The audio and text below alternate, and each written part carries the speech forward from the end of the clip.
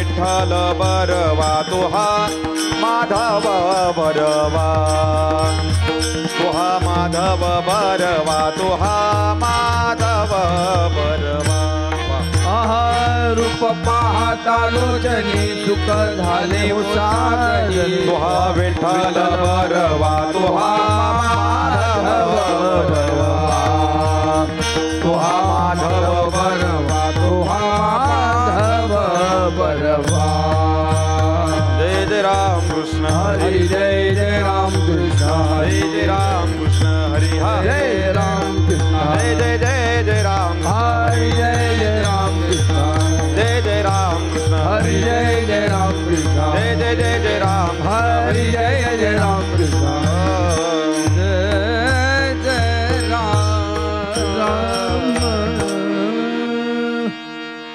योग याग विधी येणे नोहे सिद्धे वायाचे उपाधी दंभ धर्म वायाचे उपाधी दंभ धर्म योग याग विधीने नोहेसी वायाची उपाधी दंभ धर्म वायाची उपाधी दंभ धर्म हरी मुखे मना हरी मुखे मना पुण्याचे गणना कोण करी पुण्याचे गणना कोण करी हरी मुखे मना हरी मुखे मना पुण्याची गणना कोण करी पुण्याची गणना कोण करी भावे विना देव न कळे निसंदेह गुरवे नानुभव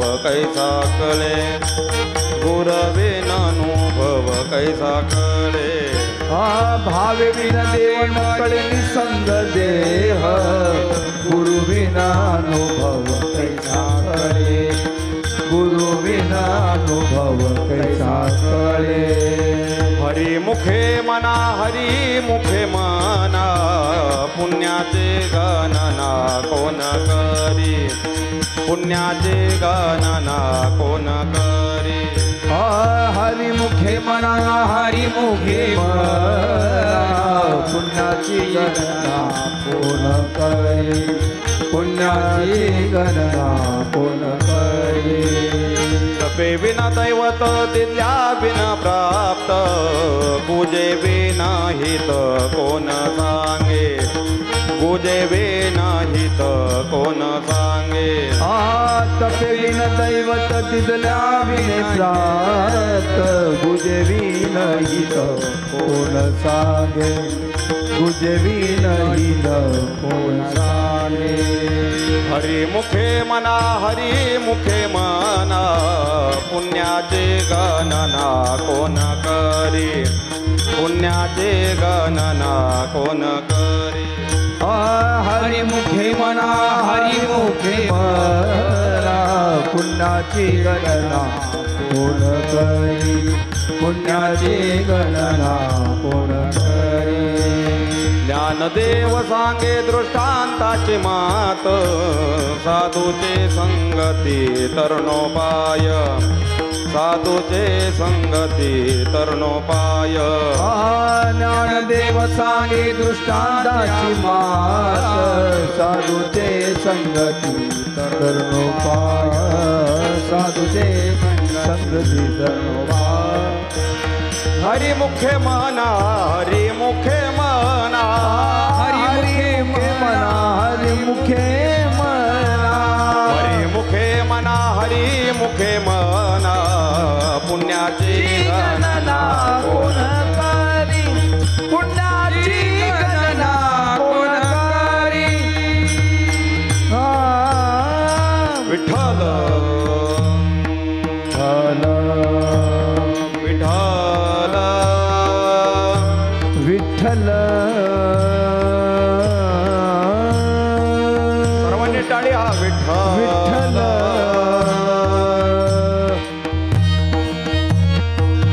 विठ्ठल विठ्ठल विठ्ठल विठ्ठल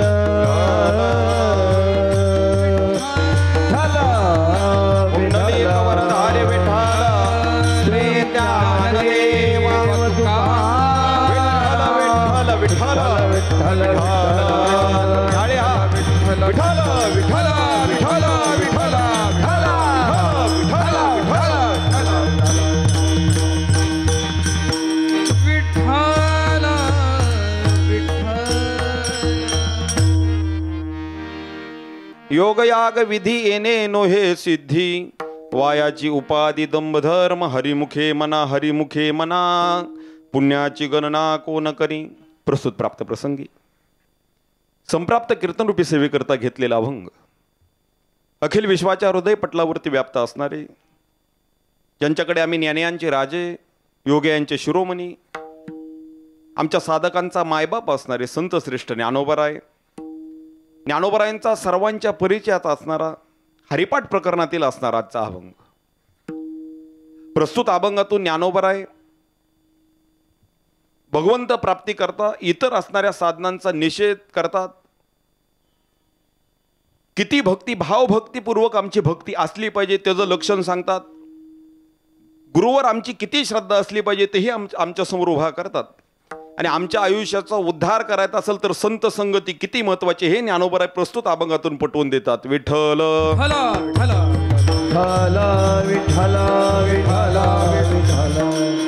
आता हरी शब्द आपण प्रत्येक जण काय होतं, आपण हरिपाठ रोज म्हणत राहतो. हरिपाठ आम्हा वारकऱ्यांसाठी किती महत्वाचं आहे वेगळं सांगण्याची गरज नाही. खरं तर ज्ञानोबरायांचा आमच्या संपूर्ण समाजावरती इतका मोठा उपकार आहे. ज्ञानोबराय स्वतःच्या जीवनाचा राज करतात. स्वतःच्या जीवनाचं उजं वाटोळं झालं तर ज्ञानोबरायांना काही वाटत नाही, पण आमचा उद्धार होण्यासाठी ज्ञानोबराय कायम तळमळत राहतात. ती तळमळच ज्ञानोबरायांना आम्ही माऊली या शब्दाने संबोधायला कारणीभूत ठरते. का तर आईचं अंतकरण जेवढं लेकरासाठी तळपत असतं, जेवढं अंतकरण तिचं तळमळत असतं, तेवढंच ज्ञानोबरायांचं अंतकरण आमच्यासाठी साधकासाठी तळमळतं. ते ज्ञानोबराय स्वतःच्या ह्या वाक्शुद्धीतून, स्वतःच्या मुखातून ह्या अभंगाची निर्मिती करतात. पण ऐका, अभंगाची निर्मिती करत असताना म्हणजे कोणतंही वाक्य बोललं गेल्यानंतर त्याच्या पाठीमागची काहीतरी भूमिका लपलेली असते. आज आपण इथं उपस्थित आहोत, त्याच्या पाठीमागची काहीतरी भूमिका आहे. भूमिका असल्याशिवाय माणूस त्या जागेवरती जात नाही.